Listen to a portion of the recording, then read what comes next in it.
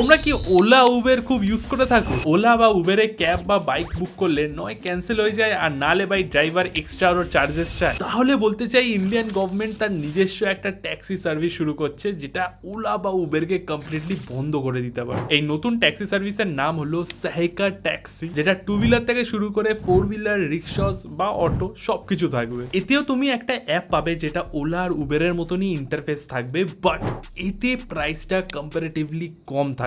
তার সাথে রাশ আওয়ার্স বা পিক ট্রাফিকের টাইমেও কিন্তু তোমার প্রাইস ইনক্রিজ বা ইনফ্লেটেড থাকবে না। ড্রাইভারদের জন্য এটা বেস্ট হতে চলেছে, কারণ এটা সম্পূর্ণ একটা কোঅপারেটিভ মডেলে চলবে, যার মানে প্রফিটের 100% ড্রাইভারের কাছে চলে যাবে। ওলা বা উবেরের মতন 20 থেকে 30% এর মতন কোনো কমিশন চার্জ করা হবে না। এই সার্ভিসের ফার্স্ট ফেজ ডিসেম্বর 2025 থেকে শুরু করা হবে, but starting A just selected কিছু সিটিজেই থাকবে, যার মধ্যে আছে দিল্লি, গুজরাট, মহারাষ্ট্র এবং কর্ণাটক। তারপর আস্তে আস্তে বাকি স্টেটেও কিন্তু আসতে চলেছে।